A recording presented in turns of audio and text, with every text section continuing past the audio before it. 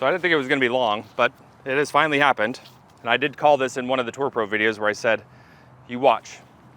The world of golf instruction is gonna start to teach you Scottie Scheffler's golf swing. And I just had an anonymous source go to the PGA show and go to some of the learning annexes and report back to me, not naming any names, Jace, who told me that now the big shift is teaching everybody Scottie Scheffler's right arm movement in the golf swing. I'm not gonna argue the fact that yes, that can help a lot of you produce more speed, but you don't need a movement that's tied to Scottie Scheffler's movement. You need a movement that's tied to you and your DNA. And a lot of you struggle with the game of golf because you haven't learned the skill set that every single good golfer has learned. It's the most important skill set that you need to learn when it comes to swinging this thing. And that's how your smallest muscles have the smallest job in the golf swing. Your hands, your arms, and your shoulders are small muscles. How they work in the swing shape is incredibly important to your ability to be able to produce real clubhead speed. And I know you want to produce real clubhead speed, but you want to do it in a way where you're not sitting on the sidelines wondering when your back is going to heal or when your hip is going to feel like it's back inside your body again. The PGA Tour average with a 7-iron is right around 91, 92 miles an hour. It's pretty fast. And I know a lot of you would be very excited if you even saw the bottom side of 80 or even into the middle 80s. 92 miles an hour is very, very fast. But I can assure you that every single one of those guys, when they're producing their 7-iron speed, is not trying to swing out of their shoes when they have the golf club in their hand. They've found a way to be able to move their body in space to be able to do the most important thing they can do, and that's preserve angle. Watch this, okay? I've got a speed radar out here, and I'm gonna try to make a swing where I'm gonna produce somewhere between 90 and 92 miles an hour. Okay, so there you have it. 90 miles an hour.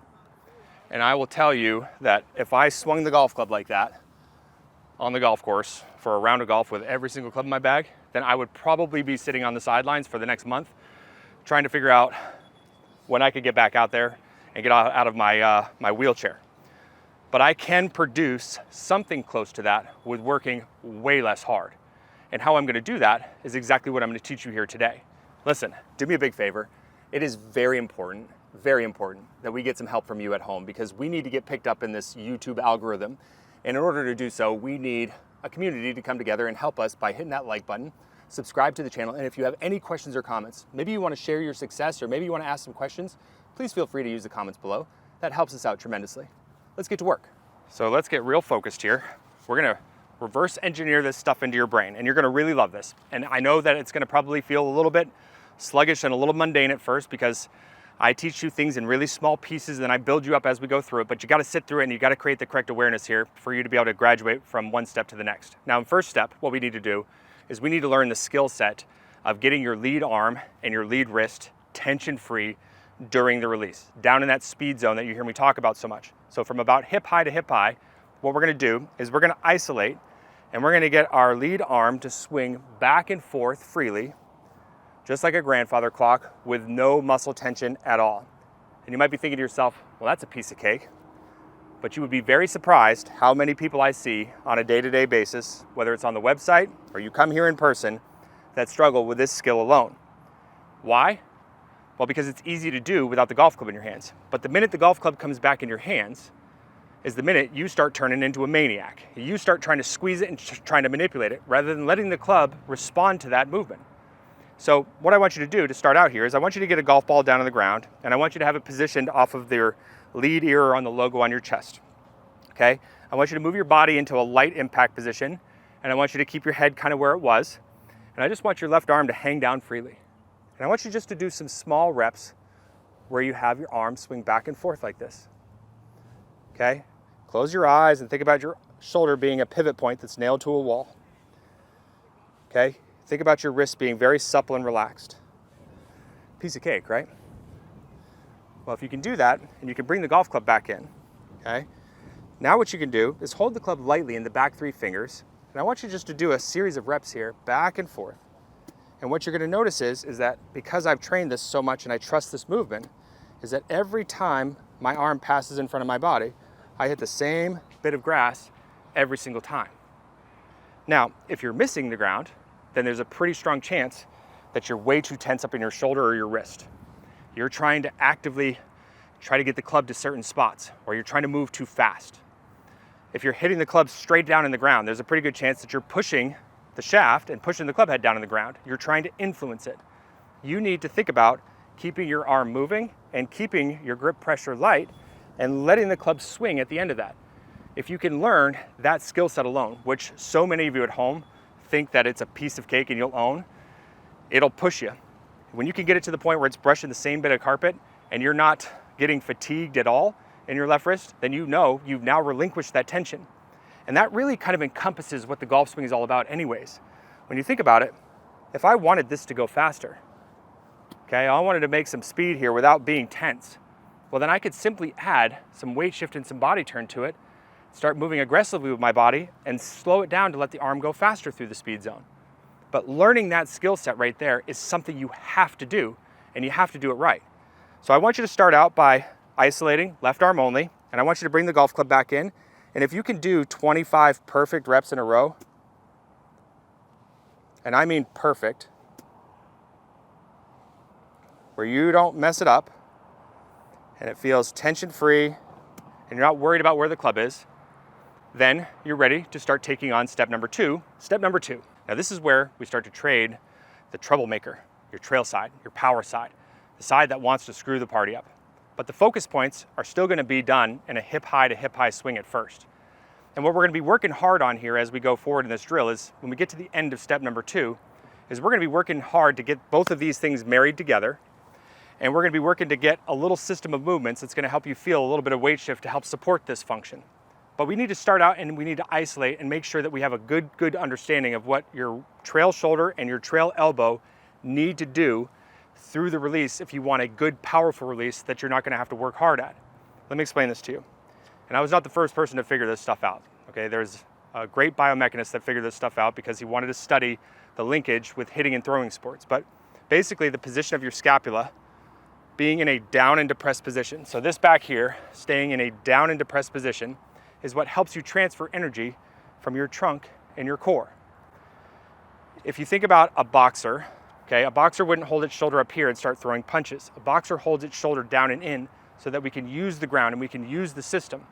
So the first thing that you need to learn is that when your arm starts to swing past your body here, okay, you need to keep your trail shoulder in a very down and depressed position, okay? Don't allow it to round forward and don't see any shrugging in it. And the second component that I want you to focus in on is the trail elbow.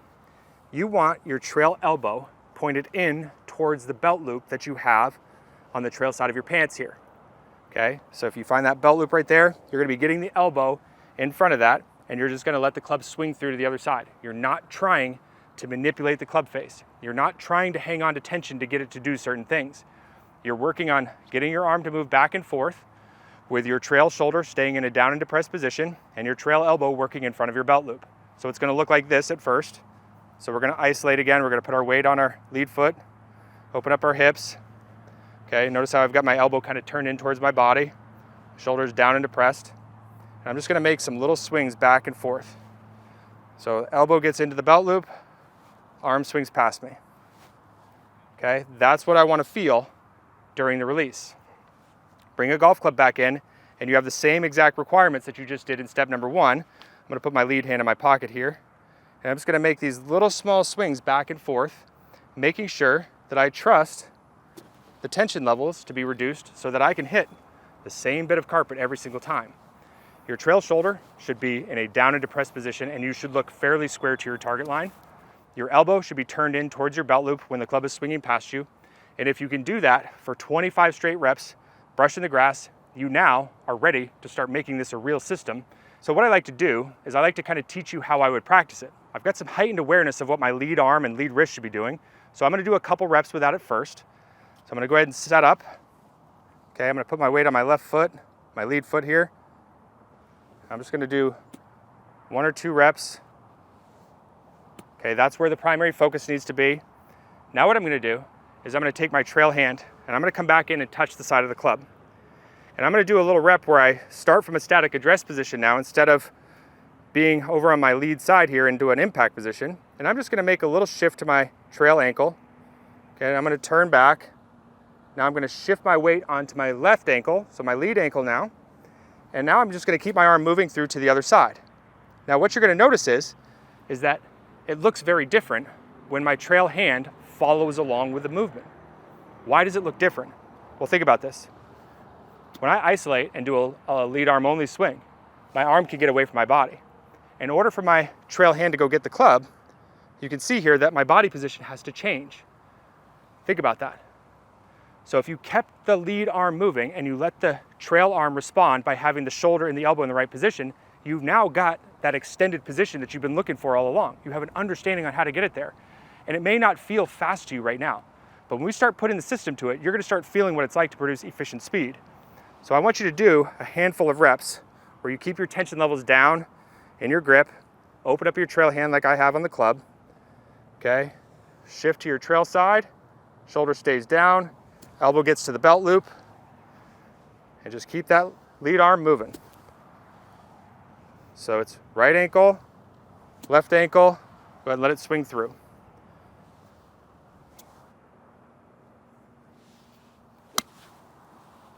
Okay, so on a little baby swing,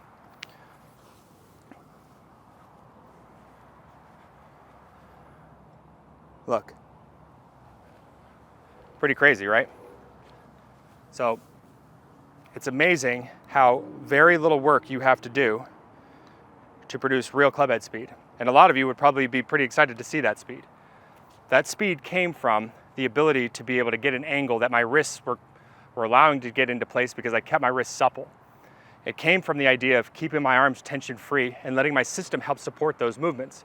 It didn't come from me getting tense and trying to force the club into certain spots.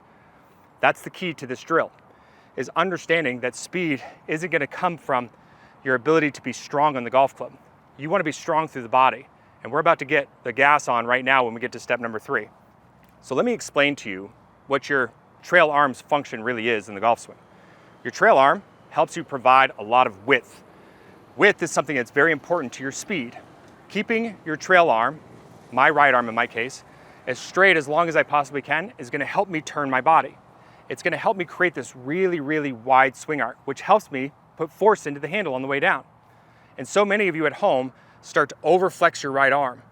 And when you do that, you start to overset your right wrist. And what that has is an adverse effect to it where you start to move in the opposite direction. You put force into the handle way too early. And that's right there a recipe for you not being able to preserve the angle that you need on the way down. So it helps you provide width to the swing shape, but it also helps you carry your lag down into the hitting area. Your trail arm literally only does this. It only elevates and it only flexes. That's its only job. And at the end of that movement, if you look at my trail wrist, it has just a little bit of set to it. The club's momentum is going to be moving that wrist into that position. It's not an active movement by any means. So if you think about that function alone going back and the exact opposite of on the way down, coupled back with what your system is going to be doing, you now just learned the entire function of the arms in the swing shape without having to be tense. Tension through the small muscles is going to make you use them at a very, very high level. But we need to train this very, very slowly at first to get it married back to what we just learned in steps 1 and 2. And how we're going to do it is we're going to grab our favorite 7-iron out of the closet. We're going to take our setup. We're going to maintain the connection between the very top of my chest. So the bicep and the chest are going to stay connected like you have a T up there. And you're just going to elevate your arm to where your elbow is right at the base of your chest. Flex your right arm so it's almost a 90-degree angle or thereabouts. And just let the club kind of settle in the wrist like this. Maintain that connection and just turn your body fully. That right there is the backswing position that you've been looking for all along. Now, all you need to do with your trail arm at this point is you need to allow it to de-elevate. You need to allow it to lower. So if you think about your arm working straight down towards your trail hip, as you're shifting your hips over to your lead side and getting them rotated open, well, look where my elbow is. My elbow is way down here in front of my belt loop. All I did was just raise my arm up and I just lowered it. It wasn't a tense movement, of course. You just learned that these small muscles have small jobs, but a big, big player in how you produce your speed in the golf swing. Now, how in the world should you practice this stuff? It's a lot to think about, right? Well, I'm going to show you a little protocol that I would use personally that you can play around with. You can follow this exact protocol or you can make some adjustments to it. But you want to remember, you want to create heightened awareness in the exact order that I taught it to you in. So I'm going to start out by doing a couple of lead arm only swings. I'm going to have a golf ball down on the ground so I have my eyes focused on something. So I'm going to do just a couple swings here, okay? Brush the grass there. Okay, really connected to it. Trail hand's gonna come back to the side of the club. Now I'm gonna focus on the shoulder and the elbow of the trail hand as my lead arm starts to move through. And I'm gonna do a couple of reps. Okay, again, made the contact without trying to force it. Feel pretty good about it. Now what I'm gonna do is I'm gonna go ahead and put the backswing stuff to it. Elevation, flexion, okay, turn. Okay, I'm taking notice of what I felt there. I'm gonna see that arm lowering, and I'm losing a little bit of that flexion as I start to shift over to my lead side. I can see that position as I'm starting to let my arms come down. Now what I'm gonna do is I'm gonna go ahead and do a rep where I go back up to the top. Okay, now watch this next one. Okay, all the tension came out, I focused on my positions, and now I'm gonna hit a shot.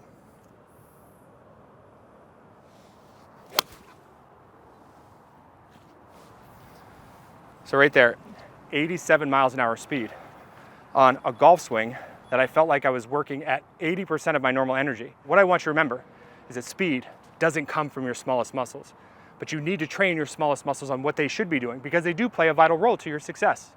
Think about it small, build it up, build some speed back into it. We'll see you guys in the next video.